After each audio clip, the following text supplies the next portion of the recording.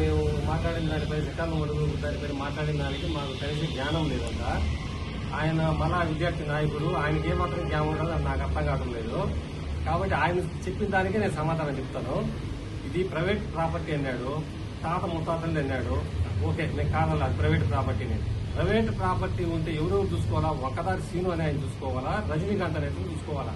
మధ్యలో మీకేం పని, మీ పార్టీ వాళ్ళకి ఏం పని? ఒకరు ఆ పక్క ఒకరు ఈ పక్క దిగారు. మీరు దాన్ని గబ్బులు వేపించి చేశారు కాబట్టి ఇది ప్రజలకు అన్యాయం దొరుకుతుంది. ఇది మోసం కానీ మొత్తం ఒక గోల్మాల్ రిజిస్టర్ ఆఫీస్ లో అక్కడ గోల్మాల్, ఎంఆర్ ఆఫీస్ లో గోల్మాల్ చేశారు కాబట్టి మేము రంగంలోకి దిగాల్సింది వచ్చింది. దేనికి మేము వచ్చినప్పుడు దీనికి ఈ మాదిరి ఊళ్ళు దొంగలు పంచుకున్నట్టు మీరు ఈ మాది చేస్తా ఉంటే ఇది ఎప్పుడైనా చట్టాలు మడుకు ముక్కు ఉండాలి. ముందు పక్క కొద్దిగా చూపిస్తారు, ఎనా పక్క అంటే ఏట్లేకపోతారు మొత్తం లాస్ట్ ఏం ఒక్కరో కూడా మిగిలికుండా. దీన్ని కాపాడాలా, రాణిపేట పట్టణాన్ని కాపాడాలనే ఉద్దేశంతోనే మా వైఎస్ఆర్ పార్టీ తరఫున మేము రంగంలో దిగినాం. అంతే తప్పితే నువ్వేదో మాట్లాడినట్టు మా జ్ఞానం లేదు, మాకు అన్ని తెలుగులు ఉన్నాయి. నువ్వు విద్యార్థి నాయకులు నువ్వు తెలుసుకోవాలా. ప్రైవేట్ ప్రాపర్టీ అనే ప్రైవేట్ ప్రాపర్టీ వాళ్ళిద్దరు చూసుకుంటారు, వాళ్ళ బంధువులు చూసుకుంటారు. దీంట్లో మీకేం సంబంధం?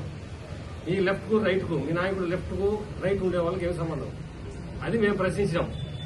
అదే మీరు అన్నారు కదా, ఇట్లాంటికి చట్టాలు ఉండాలి, కోర్టులు ఉండాలి, ప్రభుత్వం ఉండాలి అన్నారు. కరెక్టే, వాస్తవం మీరు చెప్పింది కదా.